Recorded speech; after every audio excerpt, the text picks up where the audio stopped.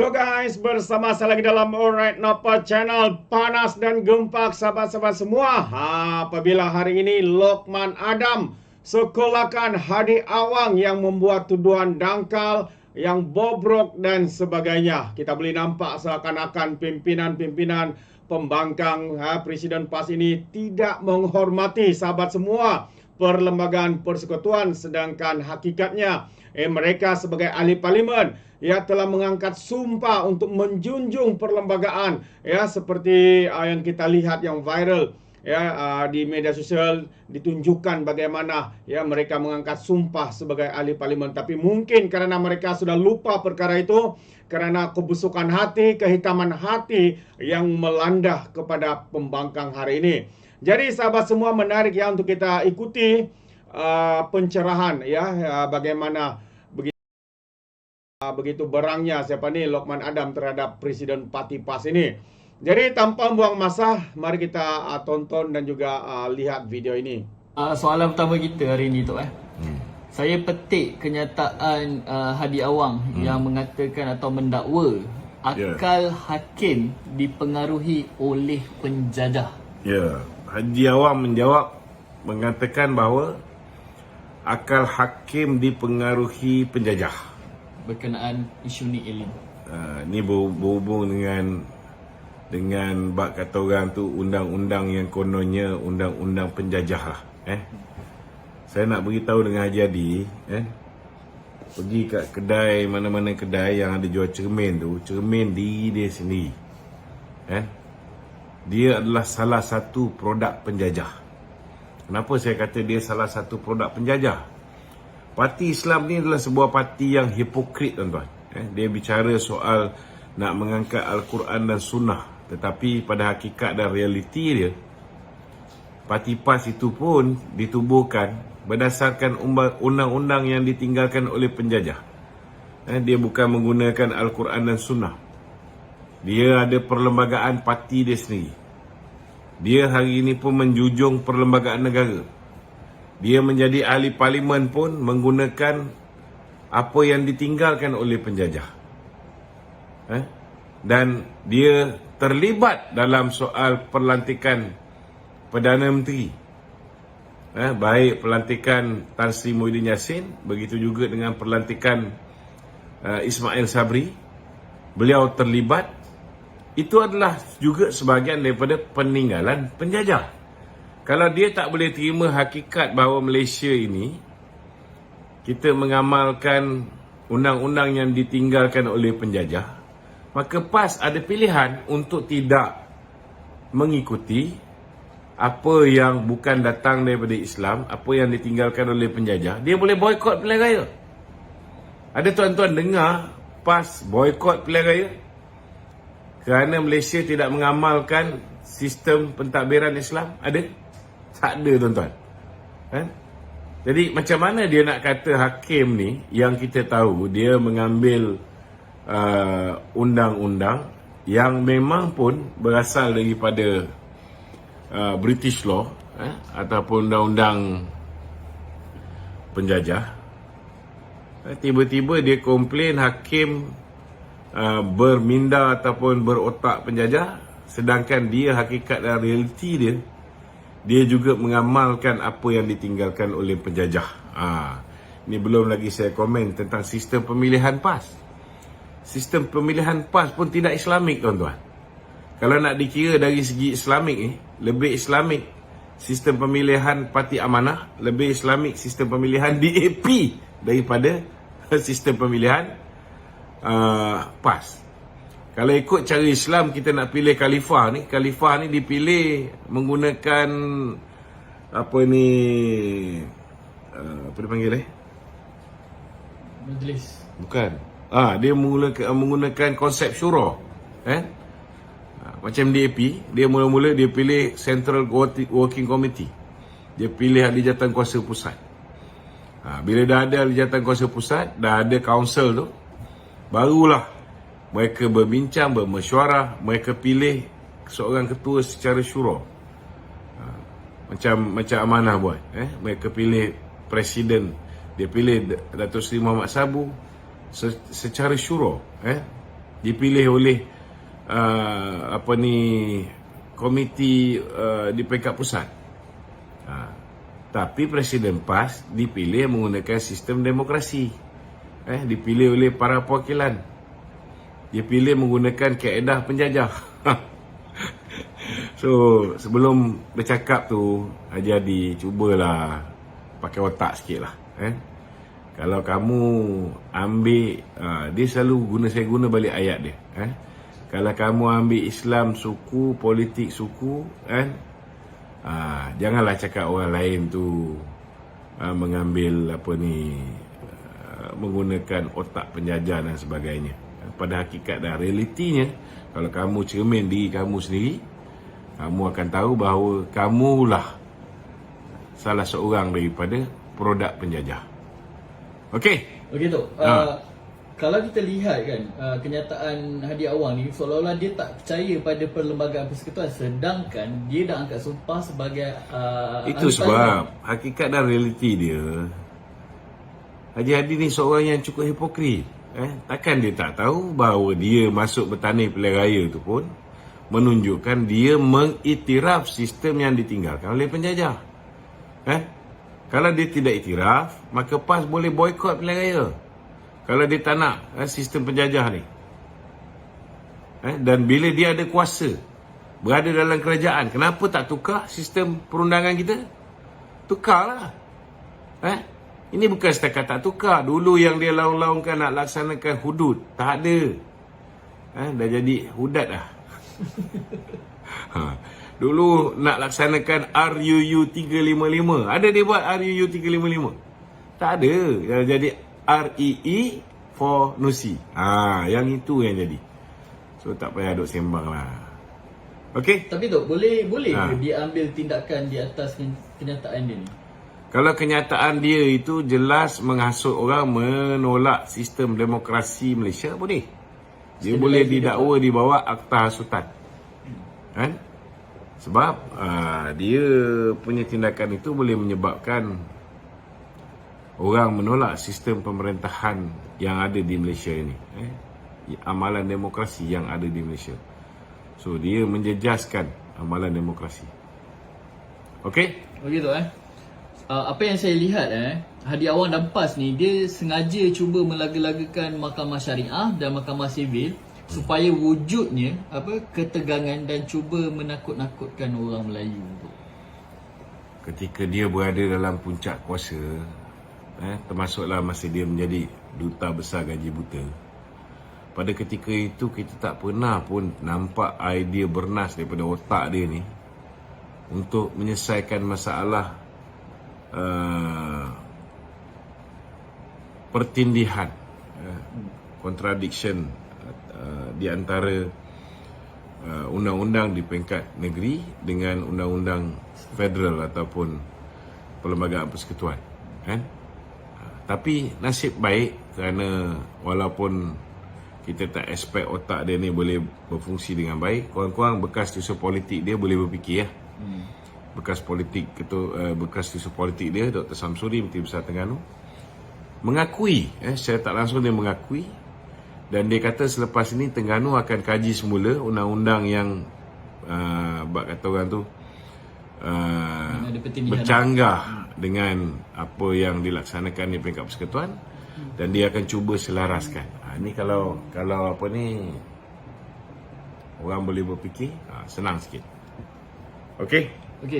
Sultan Selangor menentahkan supaya kita hormat keputusan Mahkamah Persekutuan, tapi saya masih lagi melihat juak-juak PAS ni memainkan naratif tak habis. Tak habis lagi. Itu sebab saya menyerulah kepada semua ahli-ahli politik, dengarlah titah kebawah-duli Tuanku Sultan Selangor tu. Hentikanlah daripada memain politik sempit, politik kebencian, politik adu domba, memainkan isu 3R, Cukuplah. Sekarang ni saya kagumlah, walaupun peringkat awal saya tengok dia orang ni rancak nak menumbangkan kerajaan, tetapi baru-baru ni Perikatan Nasional sudah mengumumkan mereka akan buat kabinet shadow cabinet. So bila dia dah buat shadow cabinet, maknanya dia dah mengakui bahawa kerajaan tidak akan bertukar. Kan? Dan dia baru nak move on. Tapi sayanglah dah setahun lebih. Lambat lah. Dia tolong buka pintu depan. Dah setahun lebih baru nak move on, baru nak bak kata orang tu mengakui bahawa mereka tidak boleh tumbangkan kerajaan hari ini, dan hari ini mereka sudah mula menyedari bahawa mereka perlu membuat semak dan imbang, memainkan peranan sebagai pembangkang. Jadi memang tepatlah tindakan yang dibuat oleh Perikatan Nasional. Mereka melantik shadow cabinet ataupun kabinet bayangan untuk memantau setiap orang menteri.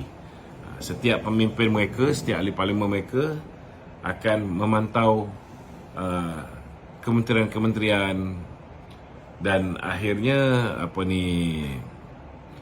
membolehkan proses semak imbang tu bermula. Patutnya setahun lebih yang lalu mereka dah buat ni. Tapi tak apalah, it's better late than never. Okey. Okey Tok kita tengok kalau kes ni Elin kalau kita tengok dari sudut positif benda ni dia macam menemplak kita lah supaya dalam setiap kerajaan tu perlu ada semak dan imbang. Bermakna jika contohlah kerajaan negeri Terengganu tak ada pembangkang langsung, jadi perkara ni akan mendatangkan keburukan. Itu sebabnya bila menang besar ni, sepatutnya Menteri Besar Terengganu juga memastikan bahawa kalau tidak ada semak dan imbang dilakukan oleh pembangkang, maka mungkin di kalangan ahli Dewan Undangan Negeri kerajaan itu sendiri boleh memainkan peranan untuk semak dan imbang, supaya setiap perjalanan kerajaan negeri ada orang pantau, ada orang yang memastikan tidak ada yang lari daripada landasan, tidak ada yang salah guna kuasa dan sebagainya. Kalau misalnya mereka boleh memainkan peranan ni, orang tengok mereka ni jujur, ikhlas nak berjuang untuk rakyat, dan mereka menegur sama ada kerajaan buat benda baik ataupun benda tak baik. Yang baik mereka sokong, yang tak baik mereka tegur, maka akhirnya mereka akan ada peluang untuk menang besar sekali lagi, dan 42-0 lagi sekali. Tak ada masalah. Jadi buatlah yang terbaik untuk rakyat bila dah ada kuasa di tangan. Okey? Kenyataan PAS tu UMNO akan mengalami bebanan apabila menjalinkan kerjasama dengan DAP, sebagaimana PAS pernah mengalami sebelum ni. Very concerned PAS ni sekarang. So sweet. Tiba-tiba tuan-tuan, PAS ni terlalu caring, dia risau sangat UMNO ni terbeban dengan DAP dan sebagainya. Tuan-tuan, itulah menunjukkan saudara betapa bimbangnya mereka, betapa risaunya mereka tentang hubungan di antara pemimpin-pemimpin Barisan Nasional dengan pemimpin-pemimpin Pakatan Harapan. Sebab mereka tahu selagi adu domba mereka, selagi usaha mereka memecah belahkan kita tidak menemui sebarang kejayaan, sentiasa buntu, sentiasa gagal, maka peluang untuk mereka kembali berkuasa tak ada. Itu sebab kawan-kawan, bila nak buat statement, berhati-hatilah. Macam Webinga nak buat statement, kalau dia fikir panjang, kesan dia memang ada kesan yang positif di kalangan pengundi Cina. Mungkin dia dapat DAP boleh skor, tetapi akibat dia pertama sekali, bila kamu keluar kenyataan, dan kenyataan ini boleh merosakkan undi orang Melayu terhadap kita, maka kawan-kawan UMNO pun ada yang awal lagi melenting, mengeluarkan kenyataan yang keras. So kenyataan keras ni boleh menyebabkan hubungan di antara BN dan juga PH retak. Ini satu tak bagus ya. Nombor dua, kenyataan kamu tu mungkin cadangan yang baik untuk memastikan sokongan daripada kaum Cina khususnya. Tetapi ianya memberi impak negatif kepada UMNO, kepada PKR, kepada Amanah yang mengharapkan undi daripada orang Melayu. Kan? Dan yang ketiganya, bila kita respon balas, itu yang akhirnya jadi macam kenyataan daripada YB Raup minta suruh Akmal minta maaf, kan? Kemudian kenyataan daripada YB Raup kata UMNO tidak sepatutnya bersikap konservatif, kan? So puncanya daripada siapa? Puncanya daripada tidak berhati-hati mengeluarkan cadangan. Sedangkan kalau cadangan itu dibuat terlebih dahulu di dalam mesyuarat kabinet umpamanya, ataupun mesyuarat sekretariat media ataupun ni sekretariat kerajaan perpaduan contohnya, maka benda tu takkan keluar untuk dibincangkan sebelum ianya dibincangkan di kalangan pimpinan, sebelum pimpinan memberi pandangan tentang implikasi akibat daripada cadangan tersebut, sebelum akhirnya diputuskan terlebih dahulu sama ada ianya perlu disegerakan, dilengahkan ataupun ditangguhkan terlebih dahulu sehingga keadaan menjadi lebih tenang, kan? Sepatutnya sudah dilakukan perkara tersebut supaya benda ni tidak menjadi polemik. Dan bila benda ni menjadi polemik, yang geng DAP minta Akmal minta maaf, kan? Kita pula minta supaya Ngah Komeng batalkan cadangan, kan?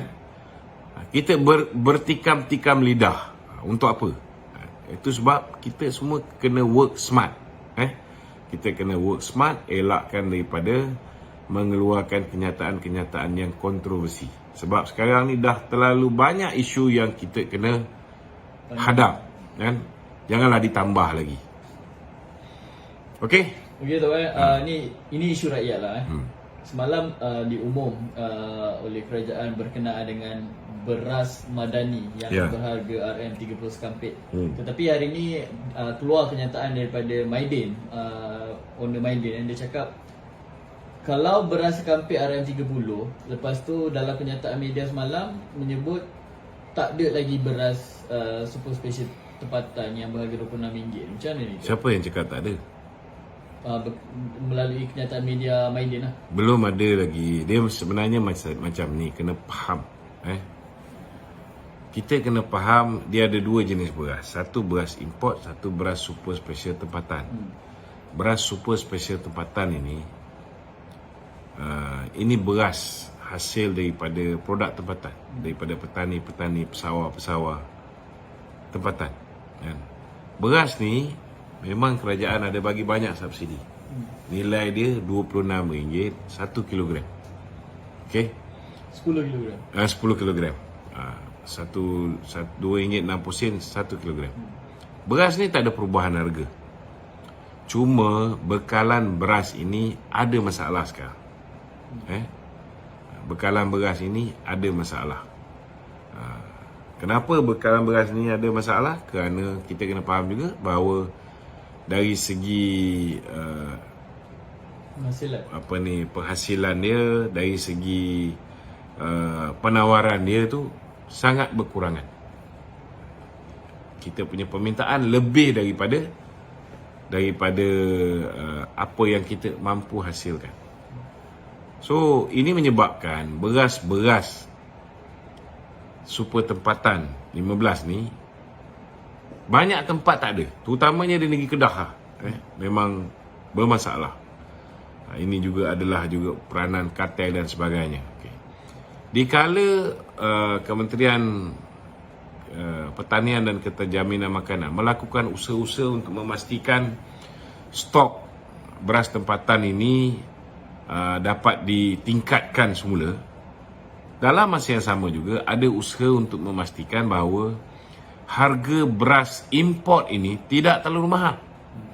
Sebab harga beras import ni ada yang sampai RM45 10 kilo. Paling murah berapa? 30 lebih, 35, 36, kan? So, apa yang kita punya sahabat-sahabat cuba usahakan ni lah, supaya beras import ni dimurahkan sampai ke harga RM30. Jadi tujuan dia apa? Tujuan dia, kalau katalah beras 10 tempatan, 15 tempatan ni stok tak cukup, orang terpaksa beli beras import.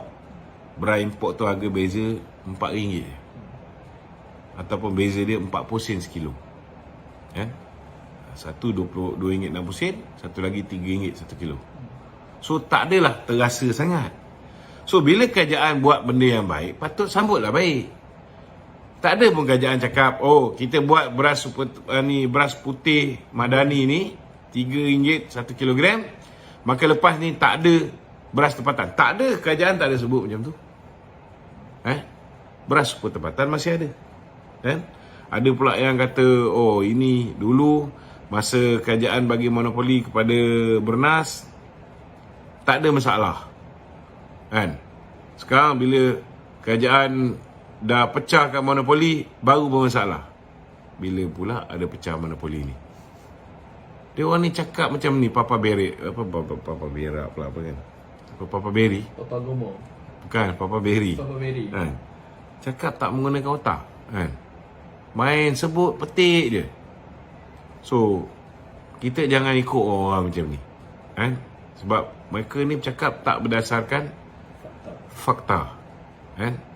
Hari ni orang tak boleh tau nak pergi import beras kat luar ni. Saya nak beritahu ni. Semua mesti melalui Bernas. Tak boleh import luar. Kalau boleh import luar, aku pun dah bawa masuk beras ni. Kita ada juga stok-stok beras daripada Thailand, daripada Laos apa semua kan. Perlukan AP kita boleh bawa masuk. Tak boleh. Hanya Bernas je boleh beli. Jangan ada AP untuk bawa masuk ke dalam negara kita ni. So janganlah kita termakan dengan fitnah-fitnah daripada puak-puak Papa Berry ke, Papa Gomo ke, Papa DG ke. Okey. Begitu ni saya ambil. Alright guys, itu dia.